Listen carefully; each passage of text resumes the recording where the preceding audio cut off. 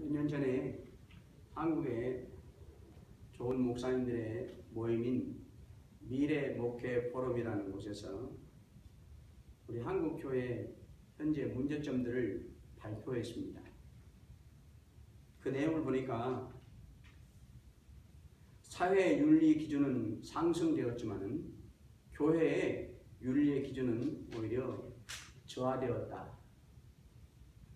또 교세를 앞세운 일부 교계 지도자들이 정치적으로 활동을 하고 있다. 또 기독교인들은 너무나도 배타적이고 독선적이다. 자기들 위주로 산다고 하는 것이죠. 또 교회가 세속화가 되고 물량주의가 되고 성장주의가 되었다. 더더욱 2, 3년 전부터 우리 한국 교회에는 이 세속화의 대표적인 문제가 뭐냐면요, 아들에게 물려주는 거예요, 교회를. 또 사이에게 물려주는 거예요, 교회를. 이게 교회의 세습주의라 해서 앞으로도 몇 년 전부터 계속해서 크게 문제가 되고 교회가 많은 분란을 일으키고 많은 성도들이 영적으로 엄청난 상처를 받고 있습니다. 또 견제와 균형 시스템의 부재로 목회자 중심의 교회 운영이 되다 보니까 의사결정이 바로 되지 못하고 또 본래의 취지를 상실한 채 기계적으로 적용됨으로 해서 교회의 본질적인 특성이 심각하게 훼손되고 있다. 제가 이런 발표를 보면서 한 가지 고쳐야 할 것이 있어요. 재직회나 교회 공동회의를 하면 안건을 내고 나서 잠깐 설명하고 뭐라고 물어보냐면, 여러분 가하십니까? 그러면 예 하십시오. 아니면 아니요 하십시오. 그러고 그냥 통과해버려요. 얼마나 합당하지 못한 그런 회의 모습이죠. 충분하게 과반수를 묻는다든지, 또 중요한 안건이면 3분의 1을 100명이면 80명, 90명의 동의를 얻어서 안건을 통과시켜야 되겠죠. 근데 한 사람이 예하고 그 다음에 동의합니다. 그럼 두 사람만 동의해도 통과가 되어버리는 거예요.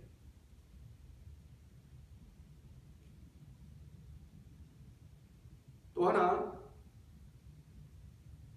성도들은 생활과 분리된 예배당 교회 중심의 신앙생활이라는 것을 꼽았습니다. 그러면서 교회의 존재 목적은 교회가 아니다. 교회의 존재 목적은 시대와 세상이다. 교회가 속해 있는 세상과 시대를 하나님의 나라로 만드는 것이 교회의 존재 목적인데, 그런데 오늘날 한국교회의 존재 목적은 교회 자체인 것 같이 느껴진다. 교인들끼리만 예배하고 교회 안에서만 감사하고 교회 안에서만 활동하고 교제한다고 하는 것이죠. 교회가 세상과 시대를 잊었다. 그러니 세상과 시대가 교회를 잊기 시작했다. 존재 목적을 상실한 한국교회는 맛을 잃은 소금과 같이 수많은 사람들의 발에 밟히고 있다. 오늘날 교회가 교회만을 위한 그런 존재 목적이 되어서는 안 된다고 하는 것을 지적한 거예요. 고린도 교회는 바울이 2차 전도 여행하면서 세워진 교회입니다. 그런데 바울이 떠나고 나서 오래되지 않아서 여러 가지 문제점들이 생겼어요. 오늘 본문 말씀은 그 가운데서도 사람들 때문에 생긴 문제가 있는데, 바로 그 사람들이 세상적이고 인간적인 지혜로 인해서 그러한 문제들이 발생했다고 말씀하고 있어요. 오늘 말씀을 잘 헤아려 알려면 특별히 주목할 말씀이 있어요. 오늘 본문 21절 말씀이에요. 그런즉 누구든지 사람을 자랑하지 말라. 만물이 다 너희 것임이라. 그런즉 영어 성경에 보면 so then, 문제의 발단도 사람, 문제 해결책도 사람. 사람을 자랑하지 말라.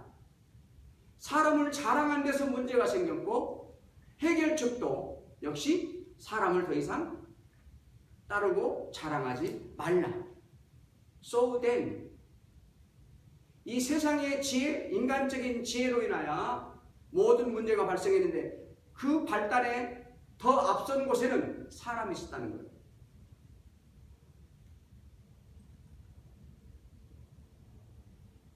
우리가 잘 아는 것처럼 고린도 교회에는 사람들인 여러 명의 지도자들이 있었습니다.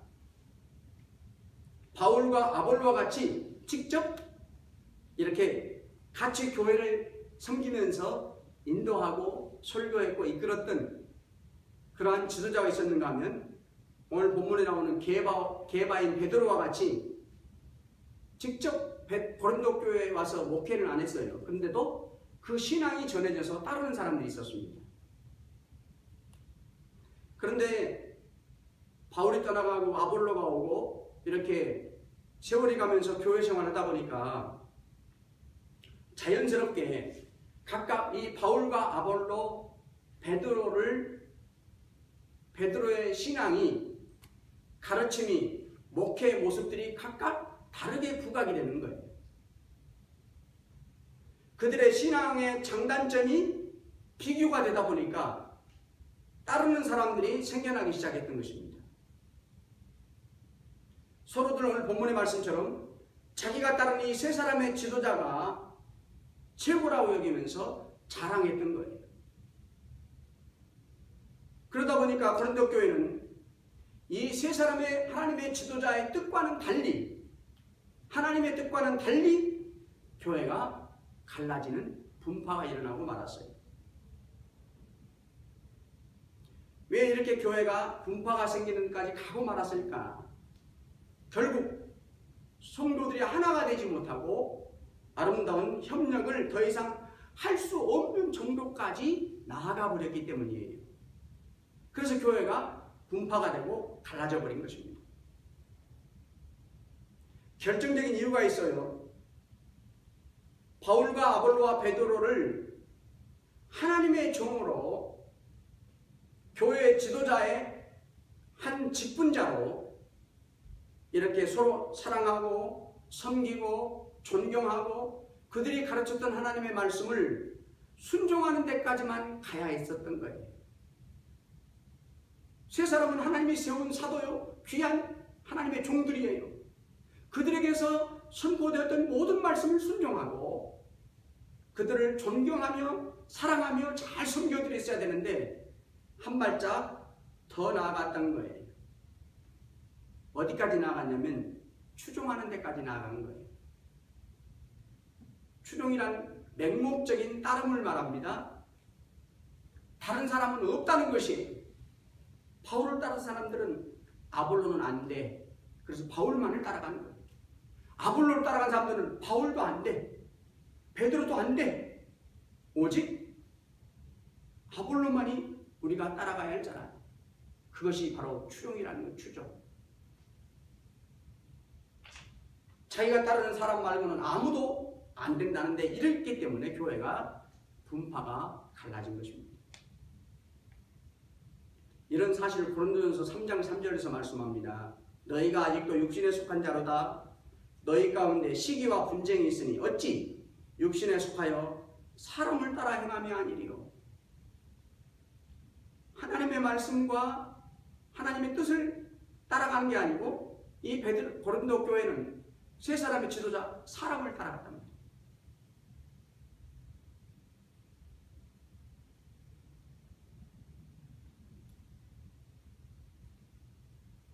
오늘날로 말하면 한 교회에 3명의 각각 다른 목사가 미니스트리, 목회를 한단 말입니다. 하나님께서 바울이나 아볼로나 베드로에게 여러분 똑같은 목회관을 주셨습니까? 아닙니다. 하나님의 진리의 말씀은 똑같았지만 목회하는 방법은 각각 달랐어요. 무엇으로 다르게 하셨어요? 재능과 달란트와 은사를 하나님의 종들이지만 각각 다르게 주셨어요. 그래서 고린도 교회가 그 세 사람의 하나님의 종들의 좋은 목회관들을 잘 분별하고 좋은 것들만 잘 받들었더라면 고린도 교회는 분파, 갈라지는 데까지는 나아가지 않을 수 있게 되었던 것입니다. 자, 이제 오늘 본문 말씀 18절에서 20절 말씀을 보시기 바랍니다. 교회의 지도자인 세 사람을 추종하기에 이룰 수밖에 없게 된 고린도 교인들의 믿음의 결정적인 특징이 뭐냐? 그것은 세상의 지혜입니다. 그 결과 영적인 안목에서 하나님께서 세운 세 명의 지도자들을 복음과 목회의 도구로 사용한다고 하는 면을 보지 못하고 반대로 인간적인 관점에서 세 사람의 지도자들을 보게 된 거예요. 고린도 교회가 이렇게 세상의 지혜를 앞세워서 신앙생활을 하고 있었기에 나타난 일들이 바로 오늘 가장 강하게 말씀하신 분파를 가져온 일입니다. 더 나아가서 오늘 본문 말씀 18절에 보면 이렇게 세상의 지혜, 인간적인 지혜를 앞세워서 신앙생활했던 고린도 교회에 스스로 자기를 속이는 일이 일어나게 됩니다. 고린도전서 4장 18절에서 20절에 보면 고린도 교회에는 안타깝게도 바울을 반대하는 사람들이 있었어요.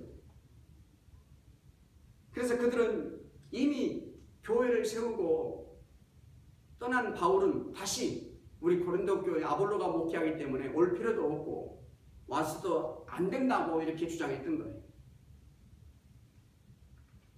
더 이상 이제는 바울이 우리 교회에서뿐만이 아니라 지금도 가는 곳마다 전하는 하나님의 말씀을 기억할 필요도 없고 생각할 필요도 없다고 말하고 있었어요. 그들은 어떻게 생각했냐면 이제 바울이 없어도 자신들의 믿음의 성취는 넘쳐나고 얼마든지 부족함이 없다고 하는 스스로를 과대평가하고 있었던 것입니다. 바울과 같은 지도자가 없어도 자기 스스로가 나도 바울과 같은 지도자와 맞먹는다고 하는 그런 소중한 존재라고 하는 과시욕이 고린도 교회 안에 존재했어요. 그래서 바울을 반대했어요. 올 필요도 없다고 그랬어요. 바울은 그래서 고린도전서 4장의 18절에 보면 그들을 뭐라고 부르냐면 교만한 자들이다 이렇게 부르죠. 그들 입에서 나오는 화려한 말과 또 겉사람의 영광이 참된 하나님의 성도의 자랑이 될 수 없음에도 불구하고 그들은 그런 것들이 진짜 잘 믿는 성도의 표상인 줄로 믿고 당당하게 믿음 생활을 하고 있었기 때문이에요. 그래서 세상 주변의 고린도 교회 다른 성도들이 볼 때는 어떻게 생각하겠어요? 정말로 저 사람처럼 바울도 필요 없고 자기가 바울과 같이 맞먹는 지도자인 것처럼 스스로 소중한 존재라고 하는 것을 고린도 교회에 자랑하고 겉사람의 영광이 드러나니까 그 사람들을 따르고 그 사람들을 귀하게 여기는 사람들이 있었던 것이에요. 본문 말씀 19절에 보면 또 하나 세상 지혜로 교회 생활했던 고린도 교회는 자기 계율에 빠졌습니다. 자기 스스로 간사함에 스스로가 넘어갔다는 뜻이에요. 당시 고린도 교회에는 자기 스스로가 스스로에게 속아 넘어간 그런 신앙의 삶을 사는 사람들이 있었는데 그들은 헬라 사상의 영향을 받아서 성도는 한번 예수를 믿으면 거듭난 영혼은 불멸하지만 육신은 다시 부활할 수 없다 하는 사상을 믿고 있는 자들이 있었어요. 고린도전서 15장 12절에서 말씀하죠. 이런 실상을 그리스도께서 죽은 자 가운데서 다시 살아나셨다 전파되었거늘 너희 중에서 어떤 이들은 어찌하여 죽은 자 가운데서 부활이 없다 하느냐. 이렇게 부활이 없다. 영혼은 영원토록 살지만 육체는 한번 죽으면 다시 살 수 없다. 이렇게 주장했던 사람들은 일반 세상의 헬라 학문의 영향을 받아서 자신들이 터득한 세상의 지혜로 부활신앙을 믿지 않았기 때문에 스스로 속는 그러한 신앙의 결과를 가져온 거예요. 이렇게 육체의 부활을 믿지 않는 자들은 어떻게 신앙생활을 하겠어요? 땅에 사는 동안의 모든 믿음의 삶의 결산이 필요 없다고 여겨요. 주님을 위해서, 교회를 위해서 모든 헌신의 수고도 상급이 필요 없다고 믿어요. 그래서 바울이 이렇게 말했잖아요. 그들이야말로 이 땅에 그들의 삶이 이 땅뿐이라고 믿기 때문에, 부활이 없다고 믿기 때문에 더욱 불쌍한 자들인 거예요.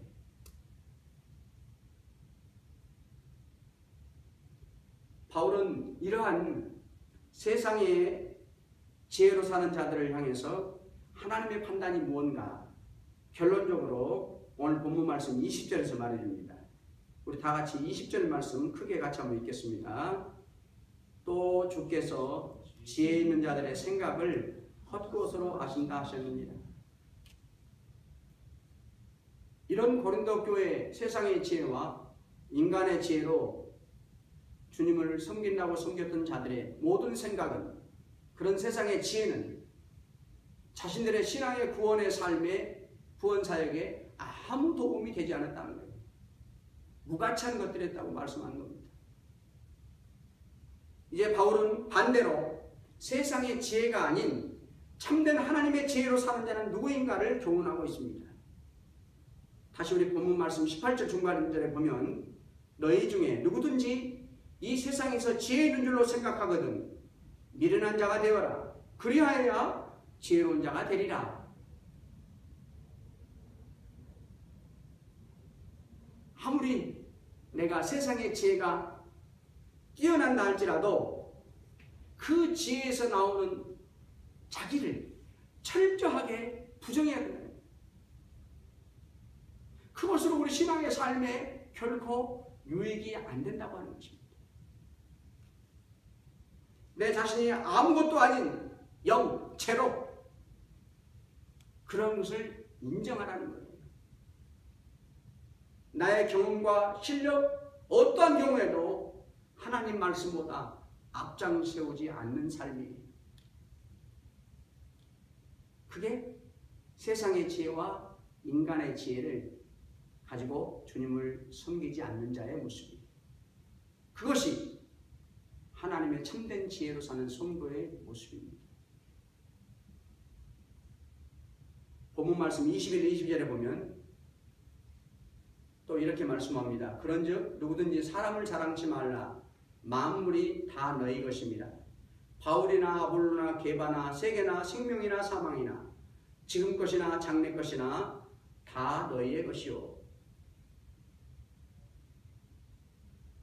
바울이나 아볼로나 베드로와 같이 하나님의 교회 지도자들이나 모든 만물이 다 고린도 교회 성도들의 구원 사역에 필요한 도구들인 것을 알고 그들을 사용할 줄 알아야 된다고 하는 거예요. 고린도 교인들이 이렇게 생각했어요. 나는 바울에게 속한 사람이다.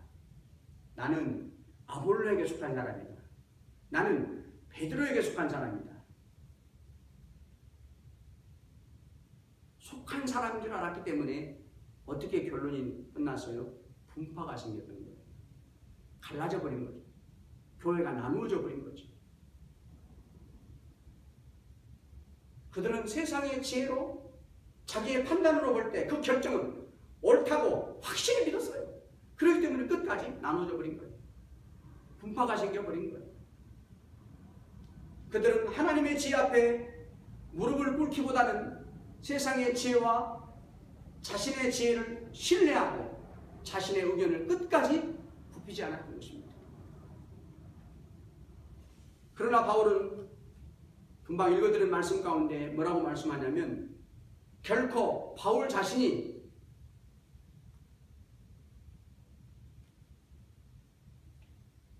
그들에게 속한 자라는 거예요. 고린도 교회 일부가 바울에게 속해서 나누어진 자가 아니라 바울 자신이 오히려 고린도 교인들에게 속한 자다.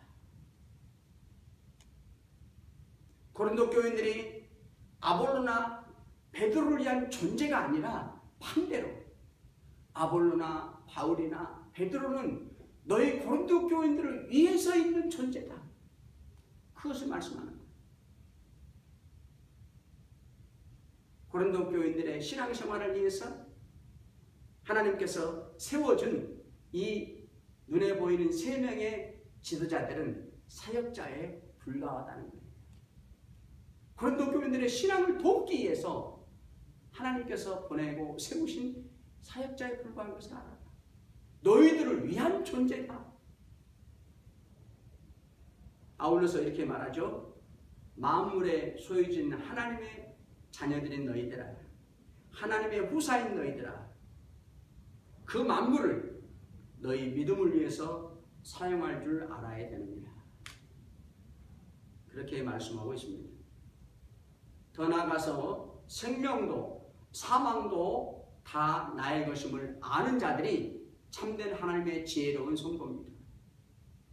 요한복음 10장 10절의 중간절에 보면 내가 온 것은 양으로 생명을 얻게 하고 더 풍성히 얻게 하려는 것이라 예수님께서 말씀하셨어요. 여러분과 저에게 온갖 풍성한 은혜와 은사와 하늘로부터 내리는 만나를 주셔서 먹고 살게 하시고 말할 수 없는 감사와 자족을 누리게 하신다는 거예요. 생명, 나의 것이라는 거예요. 에베소 2장 5, 6절에 보면 허물로 죽은 우리를 그리스도와 함께 살리셨고 또 함께 일으키사 그리스도 예수 안에서 함께 하늘에 앉히십니다. 이제 사망도 나의 것이다. 우리가 이 땅뿐만이 아니라 영원한 하나님 나라에서도 사망을 이기고 영원토록 살게 하는 자인 것을 알고 그 믿음으로 사는 자, 하나님의 지혜로운 성도라는 거예요.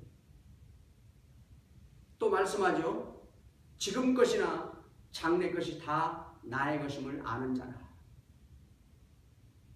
지금 우리의 삶 속에 환난과 고난이 나를 아프게 하고 힘들게 할지라도 그것이 하나님께서 지금 허락하신 것을 아는 자, 그 환난과 고난을 시험을 잘 통과한 다음에 하나님께로부터 받아 누리는 놀라운 은혜에는 또 다른 나의 축복으로 주시는 하나님의 선물이라고 하는 것을 아는 자가 되라는 거예요.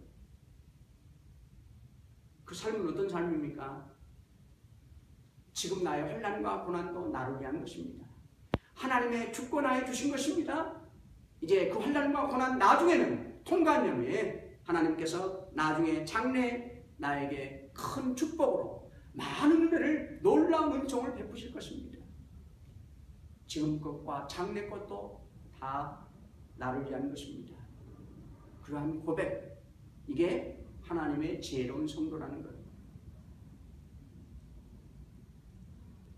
여러분과 저와 같이 성도들이 교회 생활하면서 좋은 지도자를 만나는 것은 최고의 축복 가운데 하나입니다. 그런 의미에서 고린도 교회를 보면 최고의 사도 바울이 세운 교회예요. 정말 유능하고 뛰어난 아볼로가 가르친 양육한 교회예요. 정말 주님의 수지자인 베드로의 영향을 받은 교회. 얼마나 축복된 교회입니까? 그런데 그 최고의 하나님의 종들을 섬겼고 따랐던 교회가 나누어졌으니, 분파했으니 얼마나 안타까움이에요. 고린도 교회가 3명의 지도자를 올바로 잘 분별하고 이해하고 그들의 목회, 그들이 가르쳤던 신앙의 모습이 틀린 것이 아니고 좀 달랐다고 하는 것을 인정하고 잘 섬겼더라면 지금 이렇게 분파가 되었지만 나중에는 장래에는 큰 은혜의 교회가 되지 않을 수 없었던 거예요. 마지막으로 참 하나님의 지혜로운 성도는 그리스도의 사람으로 사는 자입니다. 하나님의 영광을 위해 사는 자라는 것이죠. 오늘 본문 말씀 23절에 너희는 그리스도의 것이요 라고 이렇게 말씀합니다. 고린도서 6장 19절에 있는 말씀처럼 여러분과 저는 주님이 샀어요. 십자가의 보혈의 핏값을 통해서 대신 치르시고 사셨어요. 영원한 생명을 우리에게 주셨어요. 먼저 간 앞선 우리 부모 형제들을 만날 날을 우리들에게 소망으로 품고 살게 하셨어요. 그러니 내 자신도 나의 것이 아니요 주님의 것이라는 믿음, 그 믿음의 고백을 갖고 살라는 거예요. 따라서 만물을 지금은 내가 비록 나를 위해서 사용하지만 궁극적으로 하나님의 영광을 나타내는 삶이 되라는 거예요. 그게 하나님께서 참 지혜로운 성도라고 부르시는 그러한 아름다운 성도들입니다. 사랑하는 성도 여러분, 잠언 3장 13절 14절에 보면 이렇게 말씀합니다. 지혜를 얻는 자의 자와 명철을 얻는 자는 복이 있나니 이는 지혜를 얻는 것이 은을 얻는 것보다 낫고 그 이익이 정금보다 낫다. 하나님이 주시는 지혜로 살면 여러분과 저는 세상에서 가장 귀하다고 하는 금보다도 은보다도 더 소중한 것들을 얻기도 하고 누리게도 된다는 거예요. 모든 세상 만물이 나의 믿음의 구원을 위해서 사용하라고 주신 줄 믿고 여러분과 저는 살아나가야 됩니다. 참 하나님의 사람으로 주님의 영광을 위해서 살아나가시기를 바랍니다. 그러면 하나님의 지혜로운 성도들이 다 될 것입니다.